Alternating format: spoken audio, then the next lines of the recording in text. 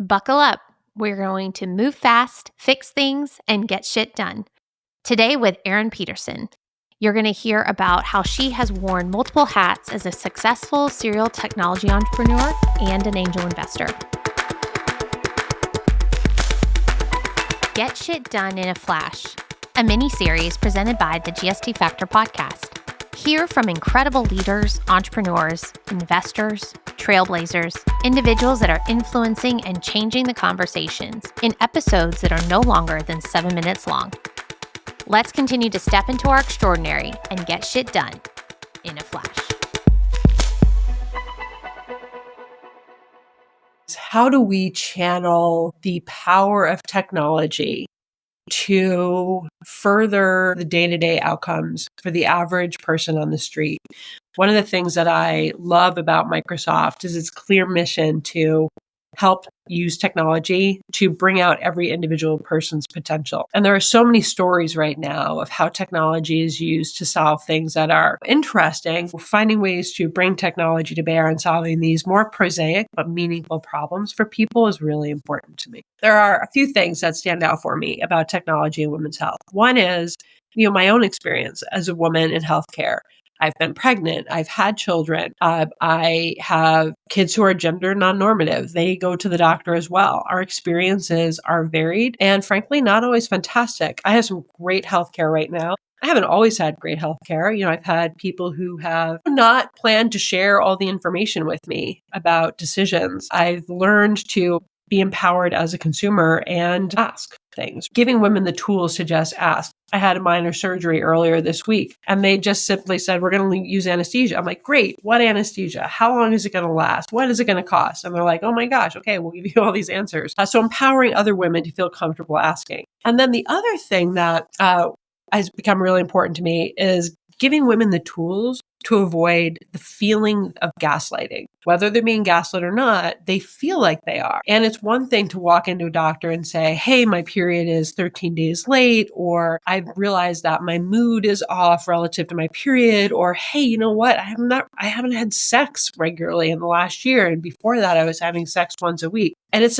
one thing to walk in with that narrative. It's another to walk in with an app and show them, look, I've been tracking this every single day. This is what it looks like. They take it more seriously. They're able to engage a little bit more effectively. So bringing women that tool is really important. And then the thing that's become incredibly important to me is empowering women to feel comfortable asking the questions required to make good financial decisions around their medical care. We've taken on this project at Emme, which is my startup, to provide people with the data around how much healthcare should cost. How much is your healthcare going to cost? And one of the things that has blown my mind as we've negotiated for women for the cost of our healthcare is the number of times that people have tried to shame us for asking. And I'm like, no.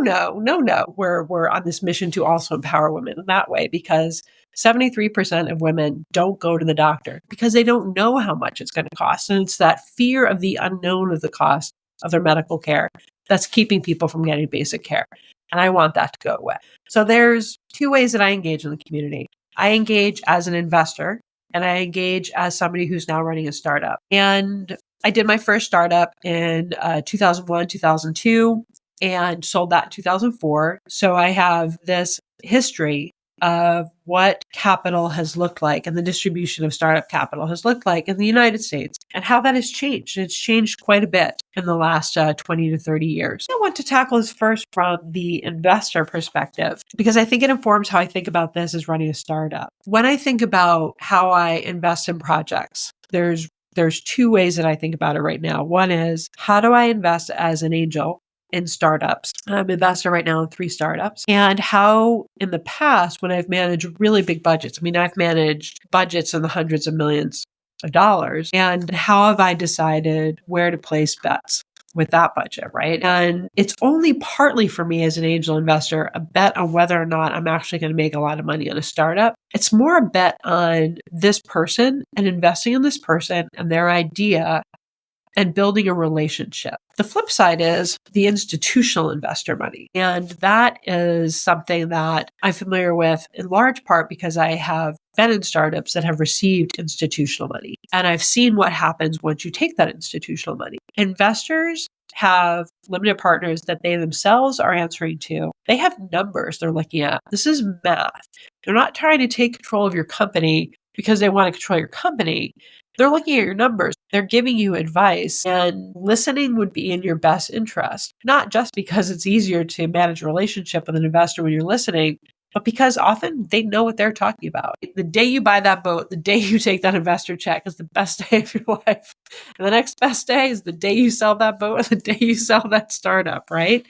And that's how we're thinking about it. It's an incredible thing to have an institutional investor banking on you and betting on you. And there's a lot of pressure that comes with it. And it's really important, I think, to know what you're getting into and be prepared to deliver against the expectations you set with them.